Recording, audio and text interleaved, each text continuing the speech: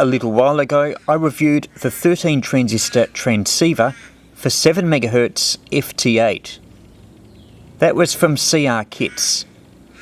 I built the kit, it went together with our incident, and I've now got a 7 MHz FT8 transceiver. It is, however, a one-trick pony, 7 MHz FT8 only. If you want something more versatile though, CR Kits has come up with something that does more bands and more modes. It's the ADX-S, a sandwich-style, Arduino-based superhet transceiver that plugs into a laptop computer. You can use the ADX-S with a mobile phone app like FT8CN, which works on Android and allows you to send and receive FT8. All you need is a Y cable, no other interface required. What is the ADX-S? It was originally developed by WB2CBA and refined by BD6CR, who gave it a superhet receiver.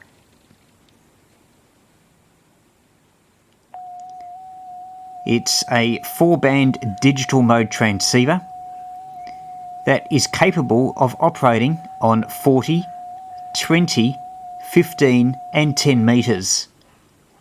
Modes supported include Whisper, JS8, FT4 and everyone's favourite FT8. B1 is 40 meters, B2 20, B3 15 and B4 is 10.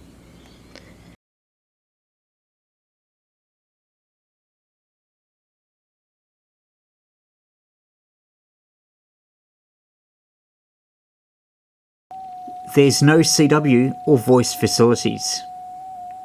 The unit is a kit. All through-hole components with all the surface mount stuff already pre-soldered. You could build it in possibly quite a long evening. I'd say it's for about intermediate level construction, as the instructions don't really hold your hand very much. They assume a bit of knowledge, and also the components are generally presented in one bag, so it's up to you to separate them all, measure them, identify them, etc. The unit is controlled by an Arduino, and the code is open source, so you could make some changes if you want. Stated output power is about 4 or 5 watts, and I got that on 14 MHz when I put it on my RF power meter.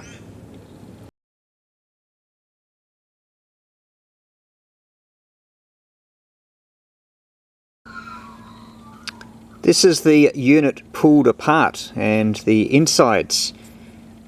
As you can see, there's several sub-assemblies. This is the bandpass filter, that's plug-in I mentioned before. There's the SI5351 DDS, and there's a little Arduino board there. And if you want to, you can change the programming and all that sort of stuff through this socket. I didn't need to do that. The board that I got in the test kit came pre-programmed. As for the sockets you see here, they go to the earphone and microphone of your laptop computer.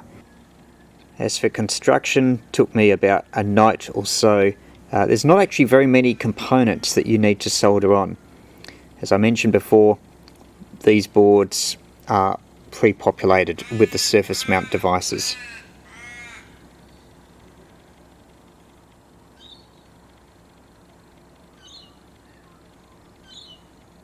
This is the transmit bit, and this is the receiver bit. The underside of the board, oh, by the way, before I talk about that, this diode, yeah, I haven't really soldered on properly. There isn't actually a place marked on the board It was just to mention in the parts list, this is a high voltage Zener diode. I think it's rated at like 47 or 51 volts, and that is connected across the power amplifier FETs to provide some protection. So yeah, not very elegant, but there it is. Now there's parts actually on both sides of this board, but it helps if you think a few steps ahead. When you're soldering components, think about how will the box fit in. Are there other things that you need to do after this stage, and will it all fit? Otherwise, you might make a mistake and have bits soldered on the wrong side of the board. The front panel goes on this side, and then the rear panel on this side.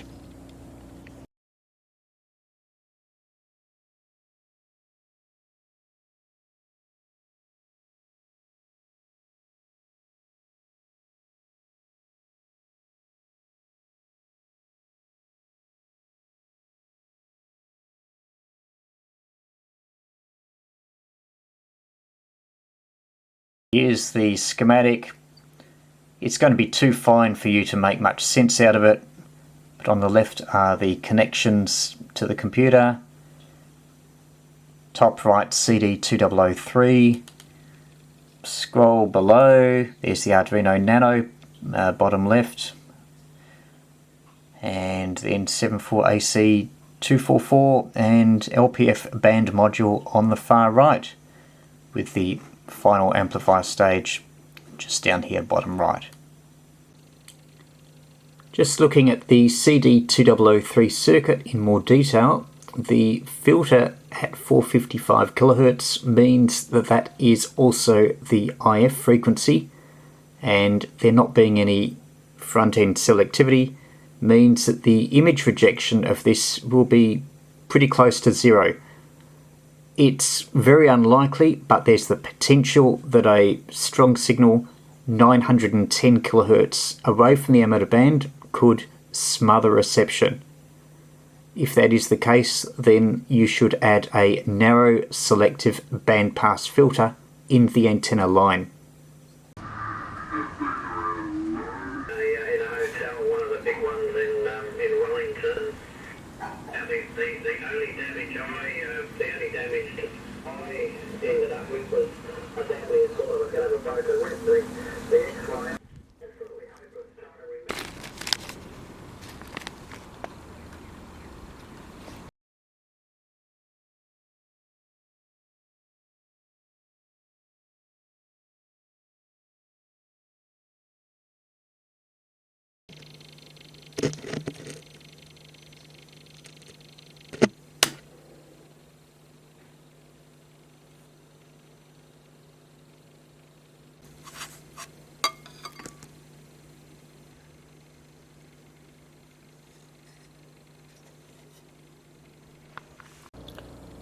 If you want to look at what the innards of a blown up electrolytic capacitor look like, well, now you've got your wish.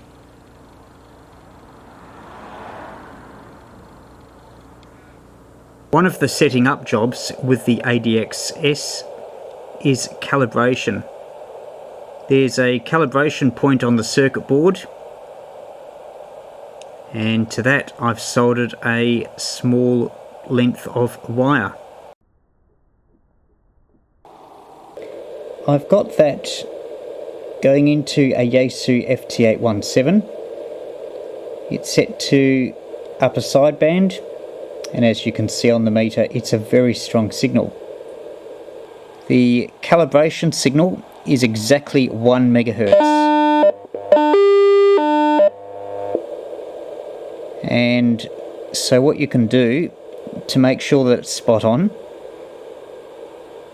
information on calibration is in the instructions, but basically you hold the calibration button down while you plug in the power, and then you let it be for about a minute or two to warm up, and then you tune around for a signal at 1 MHz. That's if you are using a stable receiver. And this, the FT817, this is one that has the TXO in it, so that should be stable enough. Or you can use a good frequency counter. But anyway, if you're using a receiver, you put it to exactly 1 MHz, and you can use these buttons to adjust the frequency. I'll just move off a bit.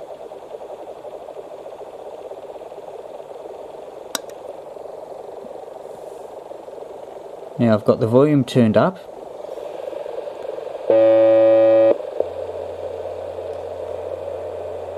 Now I've put it off frequency just deliberately, just to show you, and you can tell that because I'm on 999.9.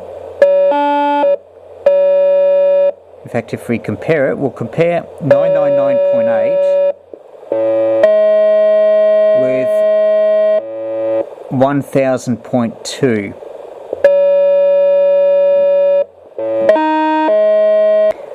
When you're spot on 1 MHz, that and that should be the same pitch tone, and it should be 200 Hz. But as you just heard, it's not, so we're a little bit off center. The other thing is, if you listen carefully, there's a low frequency oscillation. It's now just have a listen to that. You want to adjust it so that the beating gets slower and eventually stops. So ideally, yeah, it becomes almost nothing.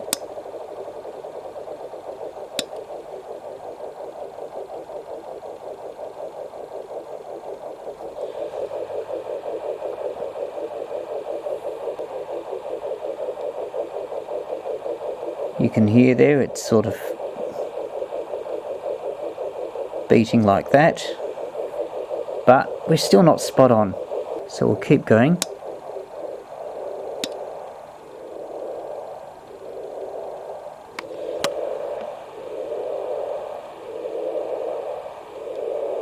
And that's about 1 a second, so we're probably about a hertz off.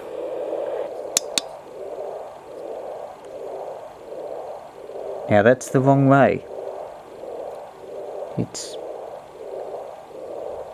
try this way. That's slower, that's better. Try the next one.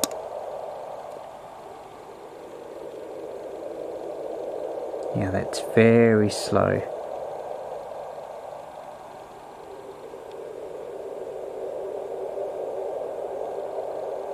That, I think, is a fraction of a hertz off.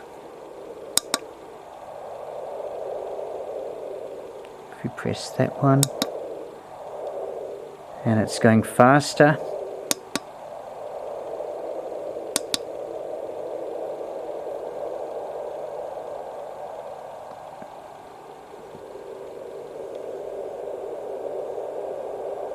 It's actually quite relaxing.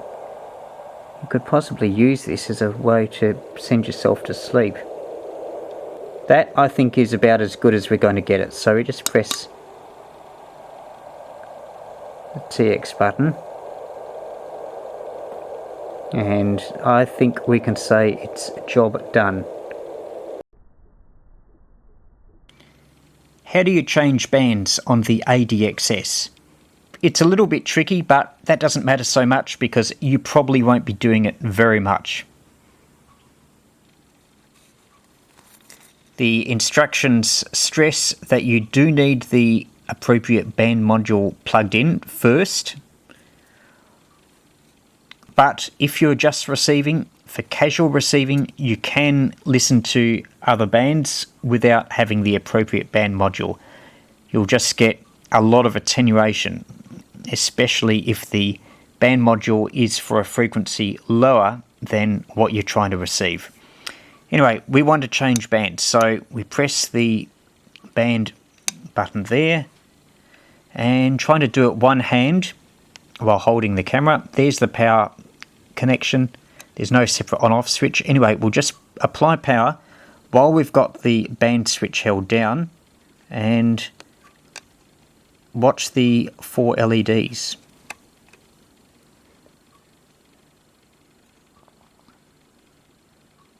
And you wait a bit. With them doing a chaser effect, that's the time when you release the band button and you select bands. Now, the one on the left, B1, that is 40 meters, B2 is 20 meters, B3 is 15, B4 is 10, B3, B1, B3.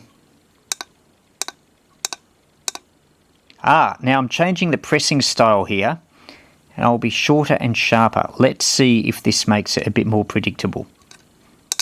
I'll just peck very, very quickly. Yep.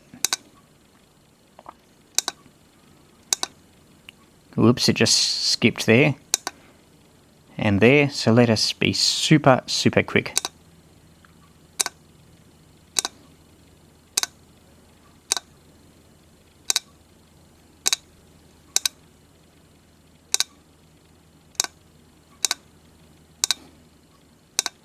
And let's try the other one.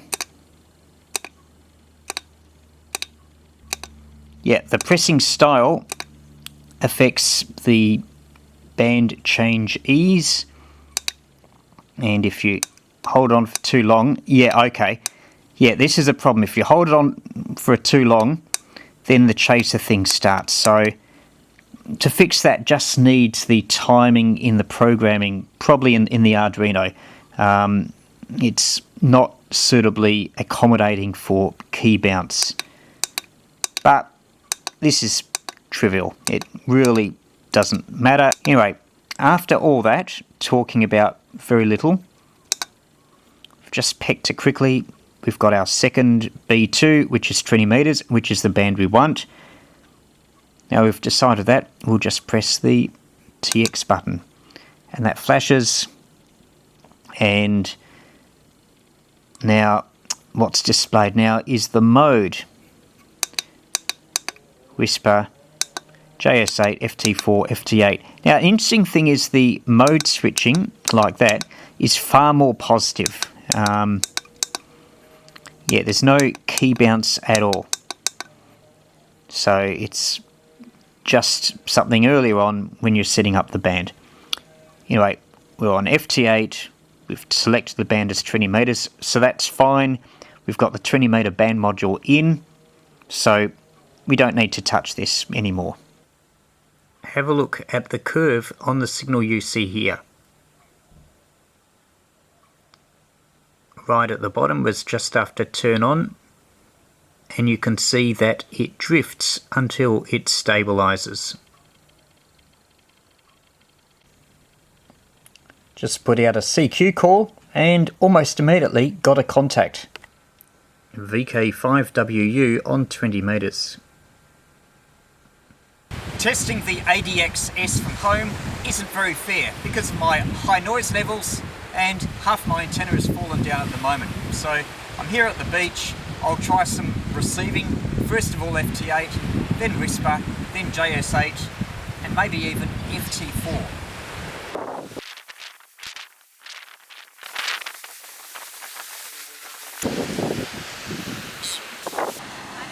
As for batteries, the ADX-S requires 10 to 12 volts. I'm using 18650 batteries here. Now, 4 of them would be too much, but you might notice this wire here. This battery is actually a dud, completely dead. So I've just soldered a wire across, so it's a dummy battery. So I'm actually only using 3 batteries, and that should give about 11, I think 3.7 times 3 is 11.1 volts. So that is spot on as far as the voltage that the ADX-S requires. As for the connections from the computer, I've got an adapter, that's a 4 connector 3.5mm plug, and a Y cable. That one's marked microphone, this one's marked headphones. And if we follow that around, the headphone one goes to the speaker of this. Even though that's actually the input of the transmitter, it's marked speaker, so just bear in mind with that. And likewise with the other cable, the one that goes from the microphone, that goes into the microphone connection here. So it can sometimes be a bit confusing which is which, because it's speaker of one to microphone of the other, and the speaker of the other into the microphone, or at least the audio input of the other. We're receiving signals. Oh, look at all them. Lots. Far better than at home.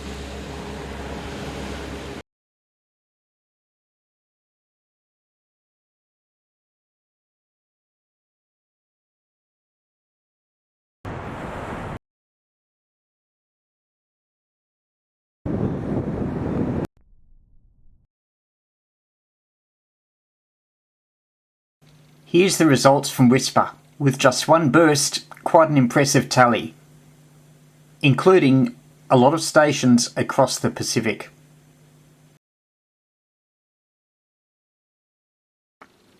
I have had success with full power on Whisper. However, it's recommended that you use lower power on Whisper, as that contributes to better frequency stability. Another benefit with lower power is that you can run the transceiver from 5 volts.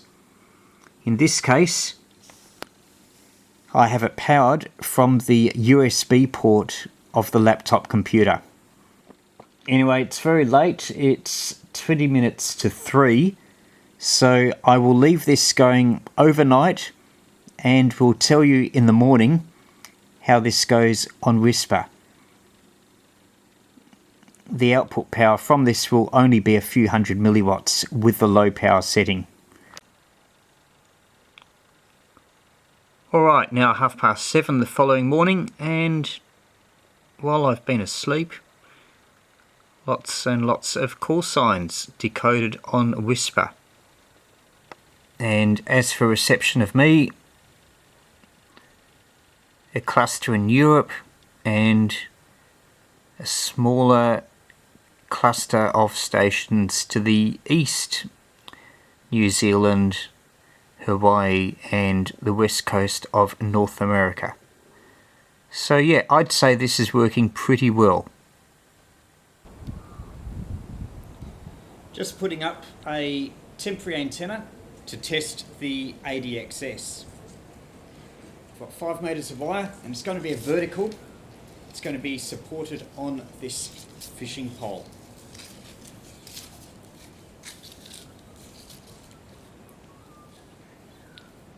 This, you probably can't see it very well, I've described it in a previous video, is a little L-match antenna coupler that I'll have at the base of the antenna.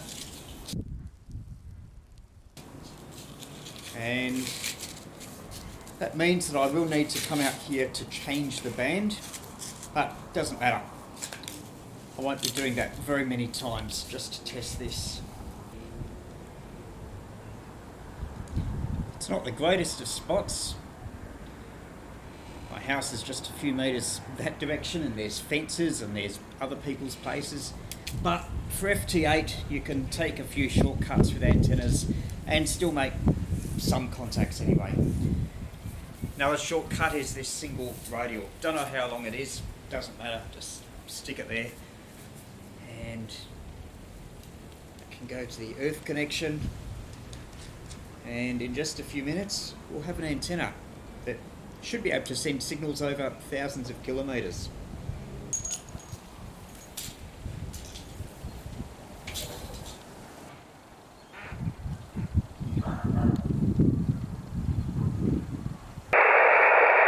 I'll just do the adjustments on the FT817 and then I'll just connect it to the ADX-S. 1 bar, only just flickering. That's pretty good. And here's our furthest contact so far with the ADX-S. LZ2JA in Bulgaria. Oh, by the way, here's some of my others on 15 meters this afternoon. Now we'll try 20 meters as darkness is approaching.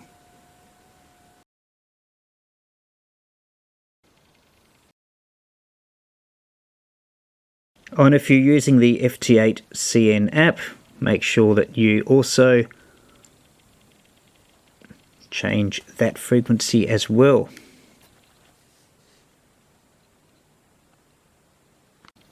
Now, before you plonk yourself on a frequency, it's worthwhile having a look at the spectrum to find the clearest spot. This is 20 meters. No long path towards Europe that we normally get at this time, but the band definitely open across the Pacific to the US and Canada. Good range of contacts on 20 meters. United States, 2 stations there and 2 in Japan. Just to summarise, this has been a fun kit. I've enjoyed putting it together and enjoyed using it with some quite long distance contacts made. Not the ultimate in performance, but it is quite low price, and if you're, say, an Australian foundation ham, then this thing will operate on 3 of your 4 HF bands. It will operate on 40, 15 and 10 meters, and you can team it up with an Android mobile phone using the free FT8 CN app, and you can get going on FT8. Even with very simple antennas, you should be able to have some quite long distance contacts, much more than using CW or SSB.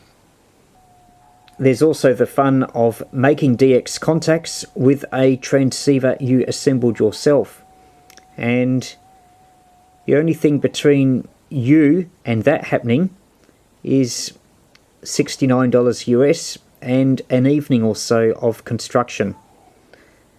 As I said before, the instructions aren't really the hand-holding type.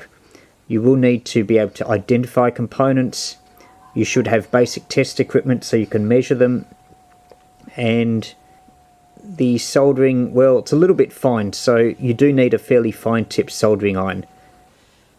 So I wouldn't recommend this as a first kit, but if you've built a few kits, then as an intermediate level, you should be able to put this together and get it to work.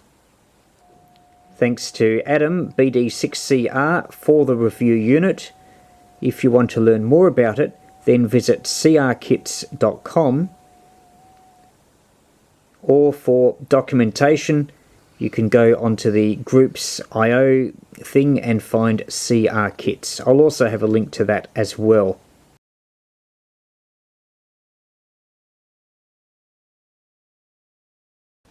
So that's it from me for the ADX-S. If you've built it, then let me know how you went in the comments below. Do you want to get the most from your portable QRP operating? Good Antennas is a great place to start. Find out how I succeed with my 2 books, Hand-Carried QRP Antennas and More Hand-Carried QRP Antennas. They're big sellers with favourable reviews from all around the world. To learn more, visit VK3YE.com or search the titles on Amazon.